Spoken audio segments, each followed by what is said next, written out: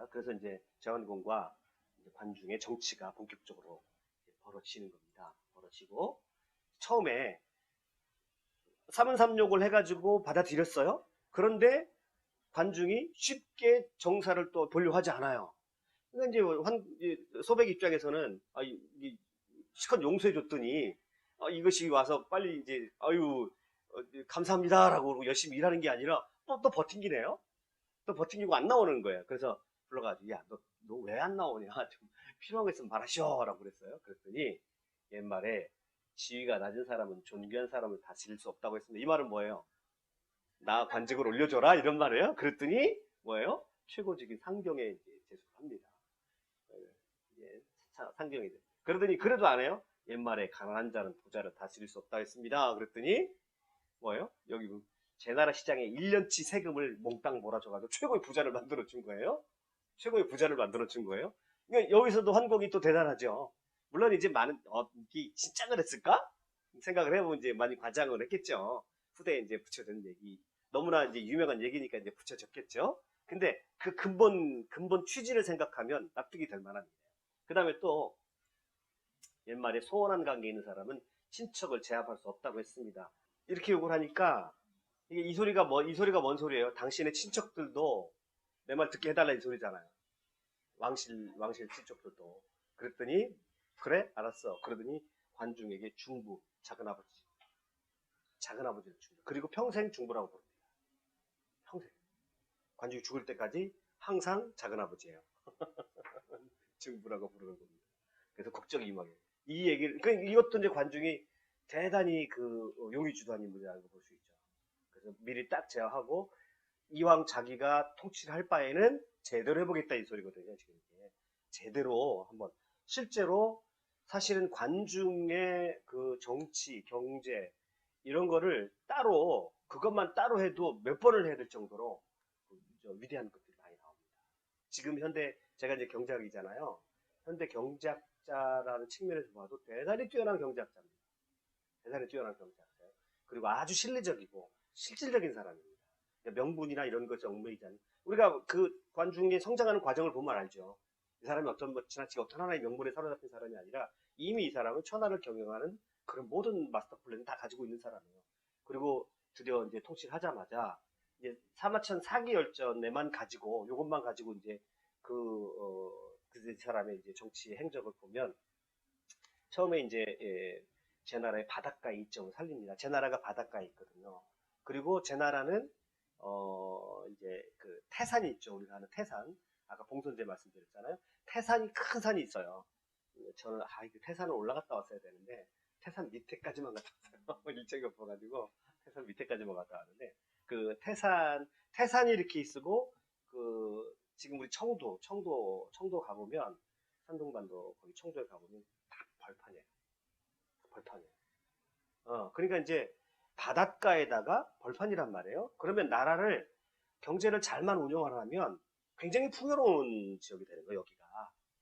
실제로 관중이 그렇게 합니다. 거기서 막 농업을 장려하고 세금을 감면해주고 그 다음에 우리가 흔히 얘기하는 사농공상이잖아요. 이 사농공상의 신분제도를 만드는데 사농공상의 신분제도를 이게 우리나라 사농공상은 굳어져 있잖아요. 올라가고 신분의 이동이 못 하잖아요. 근데 관중이 만들어 놓은 산업공사는 신분의 이동이 가능해요. 농부가 그래서 사계급은 어떤 계급이냐면 이제 우리가 선비라고 말하잖아요. 근데 예전에 선비는 군인들이 많아요. 지금도 우리가 그 사자 붙이면 군사 이렇게 붙이잖아요. 선비사를 붙이잖아요. 그러니까 예전에는 공자의 아버지도 무사였거든요. 공자님의 아버님도 무사였어요. 그러니까 4계급은 주로 군을 감당하고요. 사, 농, 공, 상이잖아요. 그러면 이 사람들이 신분이 굳어진 게 아니라 그리고 이 사람들을 그렇게 굳히려고 하는 게 아니라 관중의 머릿속에는 뭐가 있냐면 전문적인 직업을 하는 거예요. 이게 농업이면 농업의 전문가, 상업이면 상업의 전문가 이런 개념이에요. 그 관중의 그 기본 개념이 굉장히 현대적이에요. 그러니까 그게 우리가 조선시대처럼 신분이 탁탁탁 나눠진 게 아니고 가령 농사를 잘 져요. 어떤 사람이 정말 농사에 재미가 있어가지고 농사를 잘해. 그러면 어느 정도 이상의 농사를 잘 지어서 그 효율을 보면 집을 올려줍니다. 예를 들면. 그러니까 이 사람의 마인드에서 계급은 딱 굳어진 게 아니라 전문 직업이죠. 전문적으로 이것을 하면 더 효율적이 되고 더 재밌게 일하고 또 효율적인 일을 더 많이 할 수 있잖아요. 전문화되는. 아담 스미스의 아이디어예요. 근데 그런 비슷한 아이디어를 이미 관중은 가지고 있었어요. 굉장히 그 실제적인 사람입니다. 그래서 제 나라의 이점을 살립니다. 그래서 나라를 부유하게 만들고 바닷가이니까 아무래도 해산물이 많이 나오죠. 근데 지금은 중국 사람들이 조금은 이제 자유로워져가지고 이 해산물을 잘 먹을지 모르지만 예전에는요, 제가 십몇 년 전, 벌써 중국 간 지가 한 13, 14년 된 것 같아요. 제가 중국을 한동안 이제 많이 갔었는데, 중국에 가면요, 그 내륙 쪽에 있는 사람은요, 평생 바다 구경 못하고 죽는 사람이 내물은 많아요. 그때도. 네, 바다 구경을 못하는 거예요. 그러니까 해산물이 내륙으로 들어간다? 이건 돈인 거죠, 그냥. 자체가 돈인 거예요, 자체가. 더구나 고대 사람들은 바닷가? 그러면, 그리고 고대 문화의 중심은 이제 이쪽 중원에 있었기 때문에, 바닷가 사람들은 어떻게 보면 촌놈 취급을 받았단 말이에요. 근데 경제적으로 생각하면, 여기가 굉장히 풍요로운 땅이 되는 거예요. 그래서 그거를 이용을 합니다. 관중이 준비를 한 사람이라는 게, 자기가 재상이 되자마자 그런 정책들을, 놀라운 정책들을 폈거든요. 그러면서 관중의 기본적인 아이디어가 뭐냐면, 창고가 가득 차야 예절을 한다. 이게 관중의 유명한 말이에요. 창고에 물자가 풍부해 예절을 알며 먹고 있는 것이 풍족해야 명예와 치욕을 알고. 그러니까 사람이 치욕을 한다. 부끄러움을 안다는 거잖아요. 부끄러움을 안다. 그럼 부끄러움을 안다는 건 뭐예요? 먹고 살만해야 부끄러움을 안다는 거예요. 우리말에도 3일 굶으면 남의 집담 넘지 않는 사람이 없다. 이렇게 말할 정도로 내가 배가 고픈데 무슨 넘치야? 이렇게 얘기했잖아요. 그러니까 이 사람이 아주 실용적인 사람이에요. 공자님은 이렇게 말하지 않죠. 공자님은 어떻게 말하겠어요? 그래도 이제 사람이 도가 있고 덕이 있다 이렇게 얘기할 텐데 관중은 어떻게 보면 굉장히 실리적이고 실용적이에요. 그래서 정책도 현실적으로 하는 거예요. 그러면 일반 백성들 입장에서는 저들을 배불리게 먹이는 것은 저들을 배불리게 먹고 그래도 기본적으로 사람 살 수 있도록 해주는 게 바로 정치가 해야 될 일이다 라고 하는 거죠. 이게 오늘날 중국 정치의 기본입니다. 오히려 공자보다도 이 관중의 영향이 중국 사람들 더 지배하고 중국 사람들 아주 실리적이거든요. 실용적이잖아요. 그 왕서방 왕서방들 굉장히 장사도 잘하고 사업수완도 좋고 그렇잖아요. 그러니까 이런 점이죠. 그리고 이제 뭐를 요구하냐면 임금이 법도를 실천하고 법도를 실천하면 육친이 굳게 결속하고 그러니까 왕 주변에 있는 사람들이 결속을 한다는 거예요. 사유가 펼쳐지지 못하면 나라가 멸망한다. 그래서 염치예요. 예의 염. 겸손하고 부끄러움을 알아야 된다는 거죠. 그래 부끄러움을 안다는 것 자체가 이 사람에게 대단히 중요한 게 그만큼 먹고 살만하다는 거예요. 이런 정책을 펼칩니다. 그 다음에 이게 수원에서 물이 흘러가듯이 명령을 내리면 그 명령에 미치게 순응한다.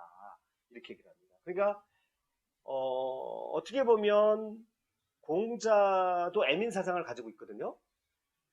현실적으로 보면 공자보다도 더 실질적으로 어떻게 보면 백성을 위하는 사람이죠. 실질적으로. 그리고 현실적이잖아요.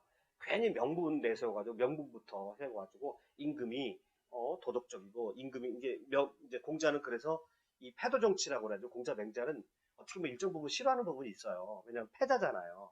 그러면 공자고 맹자는 왕도 정치를 주장을 했어요. 왕도 정치는 뭐냐면 임금은 간단하게 얘기하면 임금이 임금답고 신하는 신하답고 아버지는 아버지답고 이런 식의 이제 구조잖아요.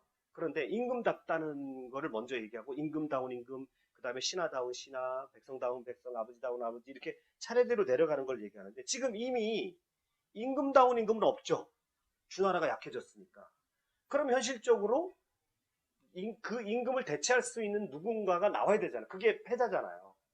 그래서 공자는 싫어했어요. 패도 정치를. 근데 현실적으로 봤을 때는 지금 이 혼란스러움을 해결하려고 그러면 누군가 힘 있는 자가 나와야 되고 요 힘 있는 자는 누구를 위해 살아야 되냐면 일반 백성들을 염두에 두고 정치를 하는 사람이어야 되는 거죠. 그러니까 공자보다도 오히려 현실적인 측면에서는 오히려 더 이 사람이 나은 거죠. 어떻게 보면 보기 따라서는. 공자는 우리가 여러 번 얘기를 했지만 나라가 안정되어지고 질서를 위해서 공자의 철학이 이용됐지만 이 사람은 아주 실제적으로 정치를 제대로 한 사람입니다. 제가 봐서는. 그래서 지금도 연구되어지는 사람이에요. 관중이. 여러분 관중이 언제적 사람이에요? 순추적 700년 700년 아니 7세기니까 680 그 정도 사람이니까 기원전 7세기에 이런 생각을 했다? 뭐 대단한 거예요 이게. 대단한 사람입니다. 기원전 7세기 그 오래전에 우리나라로 치면 단군 시대인데 이게 고조선 시대인데 고조선 시대에 이런 사고를 가지고 실질적으로 그 나라를 잘 파악하고 있었고 그러니까 이제 그렇게 생각해야 이 포수가가 관중을 그렇게 관용할 수 있는 이유가 설명이 되는 거예요. 포수가도 사람인데 그렇게 일방적으로 한 친구를 평생을 그 친구를 그렇게 밀어줄 수 있는가? 포수가 입장에 봐서는 이 친구라야 천하를 구할 수 있다라고 생각하면 그렇게 할 수 있을 것 같아요. 이 친구라야 천하를 구할 수 있다. 이렇게 생각하면 실제로 그랬고요. 자, 굉장히 현실적인 정치인데 관중의 정책은 이제 너무나 많아요. 뭐 많은데 오가지병이라고 그래가지고 5개의 그 집마다 한 명씩 이제 군대를 뽑아내요. 아주 합리적으로 군인 제도도 개선을 하고요. 국가 저정 쉽게 말하면 풍년이 났을 때 좀 모아두고 흉년 났을 때 공급을 하는 그런 재정 정책을 하고요. 그 다음에 해산물과 소금 이거를 가지고 이제 무역을 해가지고 돈을 벌어서 공공한 백성들을 구유를 하고요. 그러니까 제 나라가 전체적으로 잘 살게 되는 거예요. 제 나라가 전체적으로. 그 다음에 여기서도 또 이것도 굉장히 유명한 얘기인데 어딜고 재능 있는 신하 사람들이 유명해가지고 제 나라의 정치를 하게 돼요. 그 중에서 대신 물려받은 사람이 일찍 죽어요. 일찍 죽어요. 스풍이라는 사람도. 그래서 스풍을 아주 되게 그 다음에 스풍이 죽은 다음에 포수가가 또 그 자리를 받아요. 포수가가. 근데 포수가도 이제 오래 못 가죠. 포수가도 나이가 있으니까 이제 그런 인재들을 이제 등용시키고 뭐 춘추 좌전이라는 책이 있거든요. 그 좌전이라는 책에 보면 스풍이라는 사람이 꽤 많이 등장을 합니다. 외교관으로. 그래서 이제 이런 유명한 사람들을 아주 인재들을 등용을 합니다. 그래가지고 제 나라가 보세요. 이제 태산이 있고 굉장히 넓은 평야가 있고 바닷가에 해산물이 많이 나오고 그리고 농업을 장려하고 세금을 감면해주고 백성들이 농사를 많이 지을 수 있도록 해주니까 제 나라가 갑자기 풍요로워지는 그런 나라가 되고 지형적으로도 특산물도 많이 나죠. 그 다음에 평야가 많죠. 자, 그러니까 이제 제 나라가 갑자기 잘 살게 되면서 그러니까 패자가 되는 조건이 패자가 되려면 뭐를 잘해야 되냐면 이제 나라가 안으로 통일이 되고 하나로 다 뭉쳐 있어야 되고 그 다음에 나라 국민 백성들이 좀 잘 살아야 되잖아요. 그래야 마음이 안 갈라지지 않고 그 나라가 이제 패자가 될 수 있는데 그런 조건을 다 갖춘 거예요. 첫 번째 패자가 됩니다. 실제로 첫 번째 패자가 되고요. 자, 이 외에도 관중은 사실은 만약에 이제 더 깊이 들어간다면 사실 우리가 지금 이제 사실은 겉에만 이제 쭉 얘기하는 셈이지만 더 들어간다면 관중의 정책을 한번 연구해 보면 관중에 관한 관자라는 책도 한번 연구해 볼 수 있는 만한 그런 아주 대단히 좋은 책입니다. 그래서 그 다음에 이제 이 관중이 하는 이 사람이 얼마나 머리가 좋은 사람이냐, 이 사람이 얼마나 머리가 좋은 사람이고 제가 이제 이 부분을 얘기하면서 전략적으로 사고할 수 있는 사람이다 이렇게 말씀을 한번 드렸었는데 인화유복이라는 말이 있어요. 인패위공. 그래서 재앙이 될 수 있는 일을 복으로 만들고 실패할 일도 돌이켜서 성공하게 만드는 그런 아주 뭐라고 할까요? 특별한 그런 능력이 있는 사람이죠. 그러니까 아주 전략적으로 사고할 수 있는 사람이에요. 그러니까 전략적인 사고라는 것은 어떤 사고냐면 어떤 문제가 있단 말이에요. 어떤 문제가 있을 때 그 문제들을 가지고 오히려 더 상황을 좋게 만들어 버리는 오히려 더 상황을 더 좋게 만들고 오히려 이제 그 문제를 더 큰 문제를 풀어버리는데 그 계기로 삼아버리는 이게 이제 저는 이런 사고를 어떤 상황을 볼 때 전략적으로 사고할 수 있어야 된다라고 지금 말씀드려요. 굉장히 전략적으로 사고하는 사람입니다. 예를 들면 채나라를 칠 때 채나라하고 초나라하고는 채나라는 초나라 위에 있어요. 채나라 한번 말씀을 드렸을 거예요. 채나라 채나라를 칠 때 초나라가 그 옆에서 자꾸 그 주나라 주왕실의 말을 안 듣거든요. 초나라를 같이 칩니다. 그래서 이 초나라가 약간 이제 남방에 있는 사람들이니까 말을 안 듣죠. 주황실의 말을 안 들으니까 그때 주황실의 품으로 바치게 합니다. 그 틀을 딱 잡아버려요. 갓채나라를 치면서 초나라까지 해가지고 그러니까 일부러 초나라를 가서 그 문제를 하는 게 아니라 요걸 한 세트로 딱 봐가지고 뭔 일이 생겼으면 안 좋은 일이 생겼으면 오히려 전화위복으로 딱 삼아버려요. 전략적으로. 그러니까 전략적 사고를 하는 건데 우리가 삶을 살아갈 때 굉장히 필요한 기술이잖아요. 네, 집에서도 어떤 문제가 생겼을 때 오히려 그런 문제들을 잘 풀면 더 좋은 결과들이 나오는 걸 볼 수 있거든요. 그래서 문제를 당했을 때 막 보통 사람들은 범인들은 어떻습니까? 그 문제 자체에 매여가지고 동동동동동동 무단 통치는 아니죠 이게 통치가 무단 통치가 아니에요. 그래서 뭐라고 얘기하냐면 이 제환공의 통치를 뭐라고 얘기하냐면 왕도 같은 패도 정치다 이렇게 얘기해요. 그러니까 공자가 패도 정치는 싫어해요. 힘에 의한 통치잖아 일단은 힘에 의한 통치고 공자는 기본적으로 덕에 의한 통치, 덕치주의를 얘기하거든요. 그러니까 일단은 보면 힘에 의해서 만들어진 질서는 분명해요. 힘이 있어야 되니까. 그런데 하는 행동을 보면 상당히 덕을 가지고 있어요. 그래서 이런 정치를 왕도 같은 패도 정치다. 이렇게 얘기를 하는 거죠. 왕도 같은 패도 정치. 유지하려고 해요. 그래서 회맹을 통해서 패자로 인정받으려고 하는 그런 그 시도를 많이 하거든요. 그런데 이게 이제 어디서 오면 오자서 시대로 넘어와서 합류하고 그러면 오나라하고 월나라 입장에서는 여기는요 완전히 없던 나라가 갑자기 막 생겨난 거예요. 쉽게 말하면. 그러니까 이 나라는 기존의 질서하고는 완전히 다르죠. 그러면서 이제 오나라하고 월나라가 등장하는 시대가 되면 어떻게 얘기를 하냐면 춘추 시대의 질서가 이제 무너져가고 전국 시대로 넘어간다 이렇게 얘기를 해요.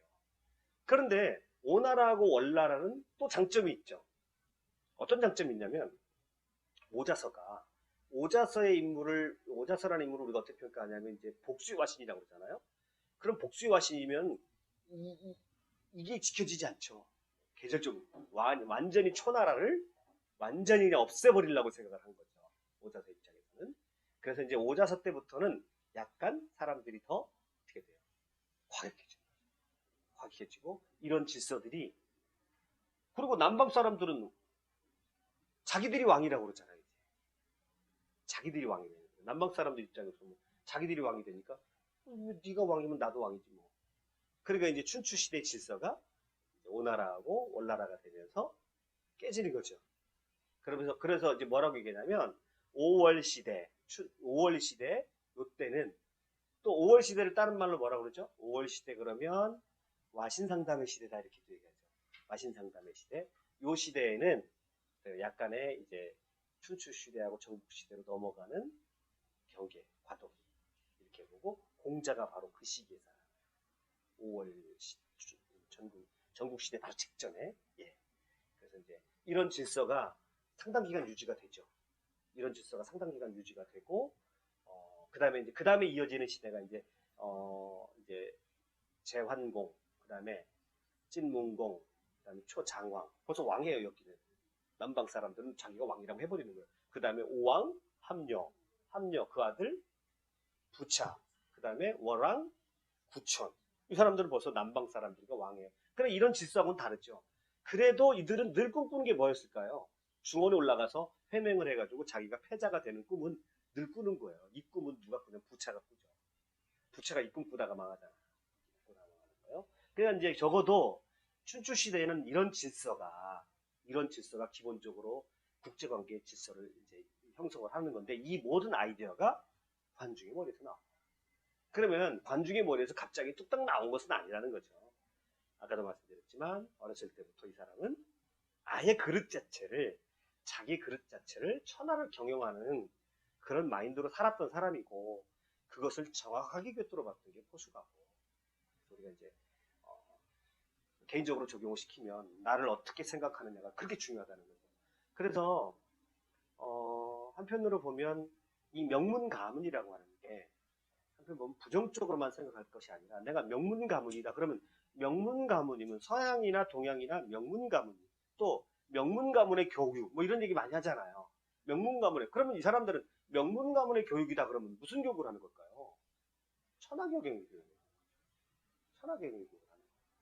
그러면 평범한 사람들의 교육을 한다 그러면 그냥 먹고 살고 어떻게 하면 그 세상의 틈바구니 속에서 그냥 어떻게 하면 성공한다. 이거는 명문 가문의 교육이 아니죠.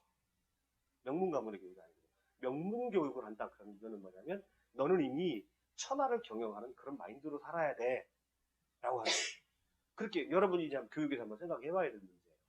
그래서 아이들이 그냥 먹고 살고 그냥 내가 세상에서 그냥 남에게 뒤처지지 않고 그냥 적당히 직업 가져서 산다. 그렇게 마인드를 부모가 가지고 교육을 하면 아이들은 그 그릇으로 준비되는 거고 크게 생각을 하면 천하를 경영하는 그런 마인드를 가지면 그 마인드가 되는 거고 직장 생활을 하더라도 그래 나는 직장 생활에서 밥만 먹고 산다라는 직장 생활을 하는 게 아니라 나도 회장이 돼야지 사장이 돼야지 이게 좋고 좋을 수도 있고 나쁠 수도 있지만 그 마인드로 만약에 직장 생활을 한다면 어떻게 되겠습니까? 늘 그게 보일 거 아니에요. 회장의 입장에서 뭐가 보일 거 아니에요. 죄송해요. 제가 이제 우리 아이를 보면 제가 가르친 건 아닌데 아빠 나도 사장 한번 해먹어야지 이렇게 얘기를 해요. 말단 사원이. 그래서 제가 속으로 그냥 말을 안 하지만 속으로 그래 네가 회장하고 사장이 되고 싶은 마인드라면 그게 보일 거예요. 그게 얘 눈에는 보일 거라 그래. 뭐를 해도 그럼 내가 회장의 마인드, 사장의 마인드, 오너의 마인드로 뭔가를 한다는 것은 그만큼 준비가 된다. 그래서 저는 관중을 그렇게 해석하고 싶어요. 아무리 제가 관중에 대해서 얘기를 들여다봐도 그렇게 해석을 해야 맞을 것 같아요. 그리고 포수가가 이미 그 얘기를 하고 있고요. 포수가도. 그래서 우리 여기 앉아 있는 우리 이쁜이도 나를 그렇게 크게 생각하면 큰 그릇이 된다. 큰 그릇이 된다. 그렇게 생각할 필요가 있다.